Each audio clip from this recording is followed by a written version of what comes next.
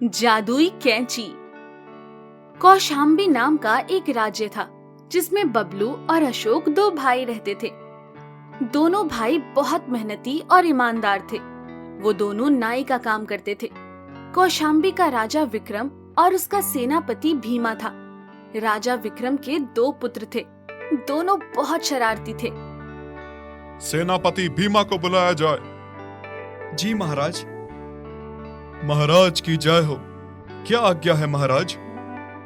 भीमा, आज मुझे एक आयोजन में दूसरे राज्य में जाना है और मेरे बाल सही नहीं हैं। दरबारी नाई को तुरंत पेश होने के लिए कहा जाए। भीमा दरबारी नाई, जो कि अशोक होता है, उसको हर जगह तलाश करता है, पर वो कहीं नहीं मिलता। तब भीमा अशोक के घर जाता है तो उसको पता चलता है कि वो किसी काम से दूसरे गांव गया हुआ है। महाराज, अशोक अपने गांव गया हुआ है। भीमा, अगर आज मेरे बाल नहीं कटे तो मैं तुम्हें राज्य से निष्कासित कर दूंगा। महाराज, ऐसा मत कीजिए। मैं किसी दूसरे नाई को अभी लाता हूँ। भीमा सैनिकों के साथ जाकर राज्य में घूमता है, लेकिन उसको कोई नाई नहीं मिलता। भीमा नाई की तलाश में भटक ही रहा होता है कि तभी उसको बबलू की दुकान दिखाई देती है। सुनो नाई, मेरे साथ चलो। महाराज के बाल काटने हैं। सेनापति महोदय, मेरी कैंची में धार नहीं है, इसीलिए मैं महाराज के बाल ठीक से नहीं काट पाऊंगा। अतः आप किसी और नाई से महाराज के बाल कटवा लीजिए। भीमा बबलू से बात कर ही रहा होता है, तभी पीछे से महाराज विक्रम की आवाज आती है। भीमा, मैंने तुमको नाई लाने के लिए भेजा था और तुम यहाँ खड़े नाई से बातें कर रहे हो। नहीं महाराज, मैं इस नाई को आपके पास ही लाने वाला था। विक्रम को जल्दी होती है, इसलिए वो तुरंत नाई के बाल कटाने वाले स्थान पर बैठ जाता है और बबलू को बाल काटने के लिए कहता है। सुनो नाई, जल्दी से मेरी हजामत बना दो। बबलू डरते डरते महाराज के बाल काटने लगता है, लेकिन गलती से महाराज की एक कलम छोटी हो जाती है। बबलू महाराज को ये बताने ही वाला होता है, लेकिन महाराज वहाँ से चले जाते हैं। हाय राम, ये मैंने क्या कर दिया? अब महाराज मुझे नहीं छोड़ेंगे। विक्रम जब दूसरे राज्य जाता है तो दूसरे राज्य के राजा उसकी तरफ देखकर खूब हंसते हैं और उसका मजाक उड़ाते हैं। विक्रम वहाँ से अपने राज्य लौट आता है और बहुत गुस्सा होता है। भीमा, वो सब राजा मुझ पर क्यों हंस रहे हैं?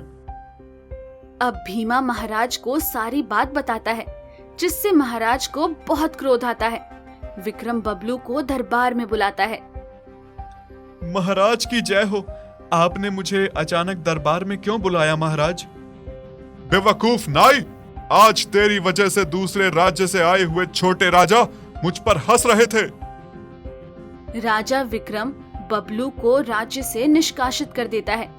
बबलू अपना सारा सामान एक थैले में रखकर राज्य छोड़कर जा रहा होता है। तभी एक बूढ़ा आदमी सामने से आ रहा होता है। उसको रोड पर पड़े पत्थर से ठोकर लगती है। बचाओ! अरे बाबा, देख के चलो। धन्यवाद बेटा। क्या हुआ? बहुत परेशान लग रहे हो। बबलू बूढ़े आदमी को सारी घटना बताता है। बूढ़ा आदमी बबलू की ईमानदारी को देखकर जिस पत्थर से उसको ठोकर लगी थी, उस पत्थर को बबलू के हाथ में देकर कहता है, जा बेटा, आज से तुझे ये आशीर्वाद देता हूँ कि तुम जिस भी वस्तु से इस पत्थर को स्पर्श कराओगे, वो वस्तु जादुई हो जाएगी और अपना काम स्वयं करने लगेगी। धन्यवाद बाबा। इस बात को सुनकर बबलू बहुत खुश हो जाता है और बबलू अब सबसे पहले अपनी कैंची से उस पत्थर को स्पर्श कराता है, जिससे उसकी कैंची जादुई हो जाती है। अब बबलू वहाँ से दूसरे गांव चला जाता है और वहाँ अपनी दुकान खोलता है। बबलू भैया, आज मेरे बाल नए तरीके से काटना। जी महोदय, आपको जैसे बाल कटवाने हैं अभी काट देता हूँ, फिर आप देखना और बताना आपको कैसे लगे। बबलू अब जैसे ही कैंची बालों को लगाता है, कैंची अपने आप सारे बालों को अच्छे से काट देती है और उसके जहाँ पर छोटे बाल होते हैं वो भी सही हो जाते हैं और ग्राहक ये देखकर बहुत खुश होता है। बबलू की दुकान अब वहाँ अच्छी चलने लगती है और वो ईमानदारी से अपना काम कर रहा होता है। महाराज की जय हो। क्या हुआ भीमा, तुम परेशान क्यों हो? महाराज, दोनों राजकुमारों को समस्या हो गई है। भीमा, सारी समस्या विस्तार से बताओ। भीमा महाराज को बताता है कि नाई ने दोनों राजकुमारों के बाल काटे थे, पर दोनों राजकुमारों को उसके कटे हुए बाल पसंद नहीं आए और राजकुमार ने नाई को बंदी बना लिया है। तब महाराज नाई को दरबार में आने के लिए कहते हैं।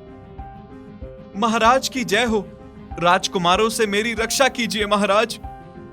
नाई, ये कैसे बाल बनाए हैं तुमने राजकुमारों के?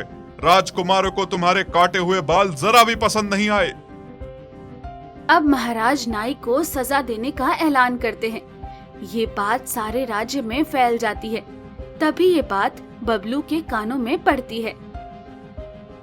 ये कोई और नाई नहीं बल्कि मेरा भाई अशोक है।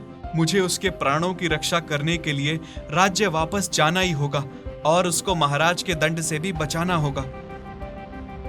बबलू अब महाराज से मिलने सीधे उनके दरबार में आ जाता है, जहाँ पर बबलू देखता है कि अशोक को सैनिक बंदी बनाए हुए हैं और महाराज उसको सजा सुना रहे हैं।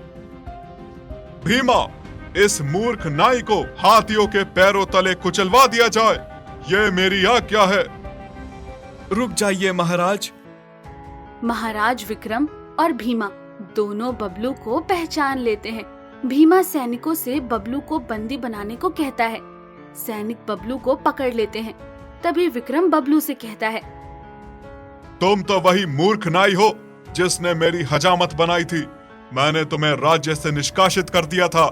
तुम्हारी हिम्मत कैसे हुई वापस दरबार में आने की? महाराज, ये जो दूसरा नाई है ये मेरा भाई है। इसको बचाने के लिए मैं यहाँ आया हूँ। तुम दोनों भाई मूर्ख हो।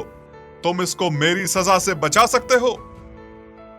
तब बबलू महाराज से कहता है कि मैं दोनों राजकुमारों के बाल काटूंगा और अगर मेरे काटे हुए बाल राजकुमारों को पसंद नहीं आए तो आप जो चाहे वो सजा हम दोनों भाइयों को दे सकते हैं।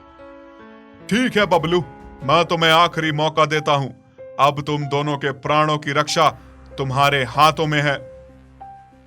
बबलू दोनों राजकुमारों को बैठाता है और जैसे ही कैंची उनके बालों पर लगाता है, थोड़ी ही देर में दोनों के बाल बहुत सुंदर तरीके से कट जाते हैं और राजकुमारों की तरह घने लंबे हो जाते हैं। ये देखकर दोनों राजकुमार बहुत खुश होते हैं। अरे वाह नाई, तुमने तो कमाल ही कर दिया। पहली बार दोनों राजकुमार अपने बालों को देखकर इतना खुश हुए हैं। धन्यवाद महाराज। अब राजा विक्रम बबलू को खुश होकर भेंट स्वरूप सोने के सिक्के देते हैं और अशोक को छोड़ देते हैं। बबलू अब अपने भाई को गले लगाता है। महाराज अशोक को दरबारी नाई नियुक्त करते हैं। अब बबलू अपनी दुकान पर वापस चला जाता है और खुशी खुशी रहने लगता है।